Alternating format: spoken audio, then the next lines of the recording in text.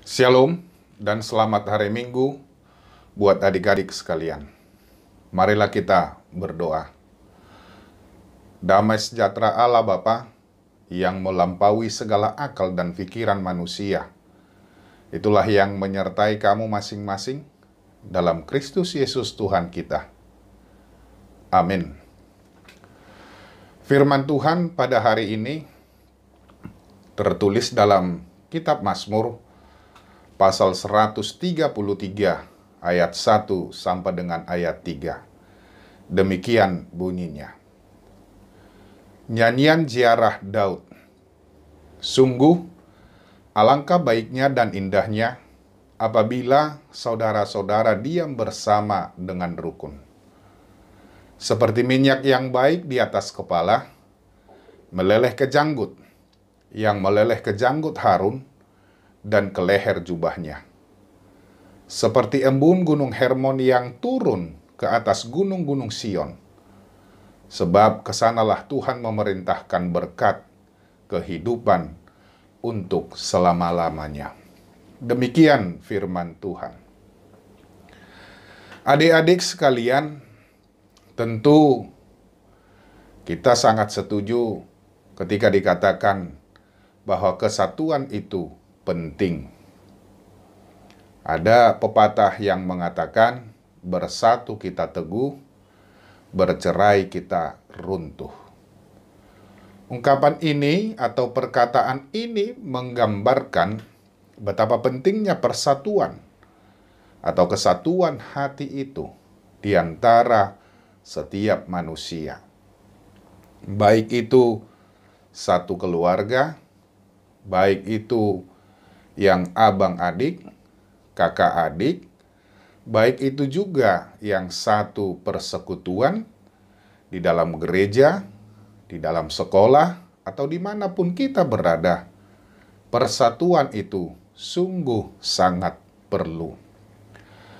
Karena dapat dipastikan sesuatu akan mudah dikerjakan apabila kita hidup dalam kesatuan hati. Dengan demikian juga sesuatu akan berhasil dan cepat berhasil apabila dikerjakan secara bersama-sama, secara berkelompok, secara bangsa, dan juga secara gereja. Dan kesatuan ketika ada di dalam kehidupan kita dalam satu kelompok, satu kaum, dan juga satu bangsa, maka kelompok tersebut, kaum tersebut, ataupun bangsa tersebut akan kuat dan maju apabila tidak terjadi perpecahan. Alkitab juga menegaskan ada keuntungan atau yang kita dapatkan atau berkat jika kesatuan hati ada di dalam kita masing-masing. Dan mengapa pula kesatuan hati itu begitu penting? Dan bagaimana cara untuk melakukannya di dalam kehidupan kita? Kesatuan hati memiliki nilai yang sangat istimewa di hadapan Tuhan. Bagi Tuhan, kesatuan hati itu sesuatu yang baik dan sangat-sangat indah. Jadi kesatuan hati adalah sesuatu yang dapat untuk menggerakkan hati Tuhan untuk memberikan apa yang kita minta. Perhatikan saja di dalam perjanjian baru dikatakan, jika dua orang daripadamu di dunia ini sepakat meminta apapun juga, permintaan mereka itu akan dikabulkan oleh Bapa-Ku yang di surga. Itu Matius 18 ayat 19. Terkhusus juga jika kesatuan hati terjalin di antara anak-anak Tuhan atau sesama anggota tubuh Kristus, pasti akan mendatangkan satu berkat yang begitu dahsyat.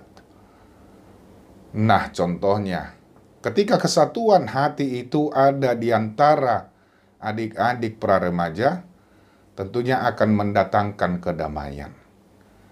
akan mendatangkan begitu banyak berkat, tetapi ketika ada pertikaian, ketika ada perkelahian, ketika ada perselisihan di antara anak Tuhan, akan membuat si iblis bersuka cita.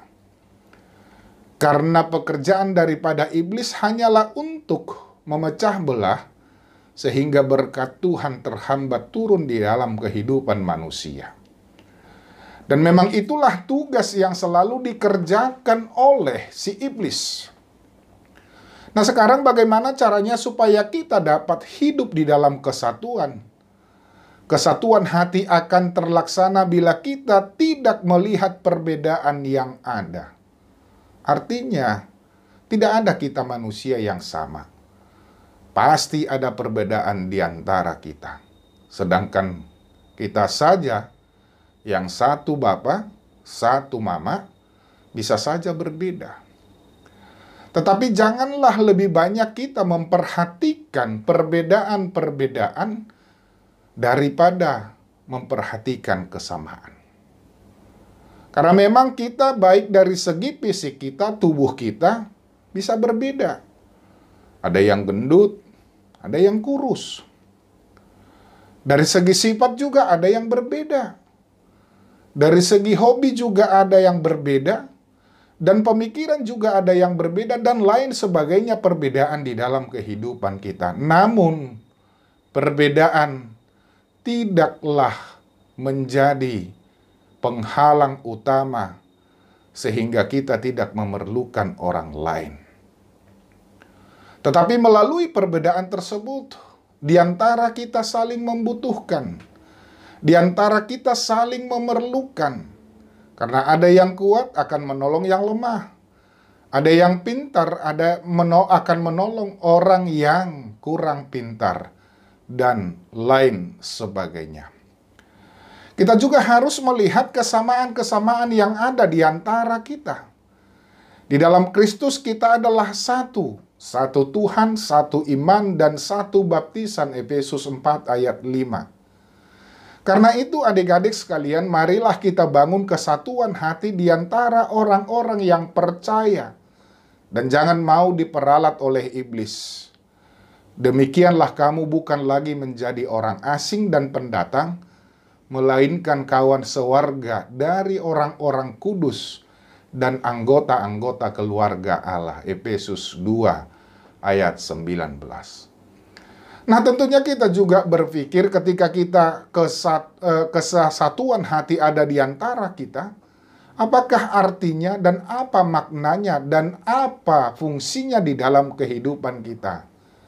Jika dikatakan seperti minyak yang baik di atas kepala, meleleh ke janggut, dan meleleh ke janggut Harun dan ke leher jubahnya. Artinya, kita menarik berkat Tuhan turun atas kita. Salah satu yang paling dapat kita lihat berkat Tuhan itu turun atas kita adalah kedamaian itu sendiri. Ada ungkapan yang mengatakan damai itu indah. Tentu setiap orang menyukai kedamaian. Dan sangat-sangat jarang kita yang suka akan ketidakdamaian atau keributan. Dan di sanalah kita akan menikmati pemeliharaan Tuhan. Di sanalah kita akan menikmati pekerjaan Tuhan di dalam kehidupan kita. Dan dikatakan seperti embun gunung Hermon yang turun ke atas gunung Sion. Dikatakan gunung Hermon itu sebuah gunung di pegunungan batas Libanon yang merupakan gunung yang sangat tinggi sekali, yang merupakan gunung tertinggi di daerah Palestina, dan tempat ini dianggap sebagai situs transfigurasi Yesus. Dalam bahasa Ibrani, Hermon yang artinya tempat yang suci. Puncaknya umumnya ditutupi salju sepanjang tahun, menyebabkan dan menimbulkan adanya embun yang melimpah dan bertentangan sekali dengan kekeringan tanah di daerah itu. Nah, ketika ada embun, tentu akan memberikan kesejukan di dalam hidup kita. Dan perhatikanlah, ketika kita hidup di Jakarta ini, yang sungguh sangat jarang kita menemukan embun, kita kepanasan, gerah. Tetapi ketika kita pergi berliburan, entah itu ke daerah yang sangat tinggi, puncak, di sana kita bisa melihat embun, dan di sana begitu sejuk. Apa artinya kesejukan di dalam kehidupan kita, di dalam iman kepercayaan kita? Kehidupan yang dikatakannya adalah kehidupan yang selama-lamanya. Dan kehidupan selamanya ini merujuk kepada damai sejahtera daripada Allah, yaitu hidup di dalam kerajaan Allah. Semua kita menginginkan bahwa kita hidup di dalam kerajaan Allah. Itu makanya di dalam doa Bapa kami, datanglah kerajaan-Mu di bumi seperti di sorga. Dan di sana kita akan melihat bahwa kesejukan itu akan memberikan kita kebugaran. Tentu ketika kita bugar, kita akan dapat melakukan tugas kita. Oleh karena itu, adik-adik sekalian, tidak panjang lebar lagi ketika dikatakan di sini tentang kerukunan daripada umat ataupun kita yang bersaudara. Kita meyakini bahwa kita semua adalah bersaudara. Bersaudara di dalam Yesus. Karena itu, marilah kita menumbuhkan kerukunan, kesatuan hati di antara kita, supaya sukacita, damai sejahtera tetap hadir di dalam kehidupan kita. Amin. Mari kita berdoa. Terima kasih Bapa di sorga atas sapaan firman yang telah kami dengarkan pada hari ini.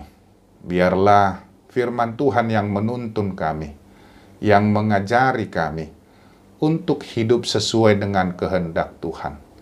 Utamanya di dalam kerukunan, kesatuan hati di antara sesama anak-anak Tuhan.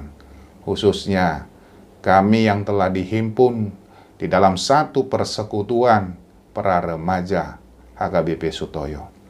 Tetapi biar jugalah persaudaraan yang rukun itu dapat kami lakukan di dalam kehidupan kami setiap hari. Di dalam keluarga, di dalam pertemanan kami, di sekolah juga, dan dimanapun kami berada.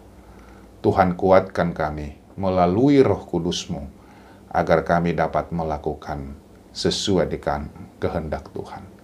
Dalam Kristus Yesus, kami berdoa dan mengucap syukur. Amin. Selamat hari Minggu, dan Tuhan memberkati. Shalom.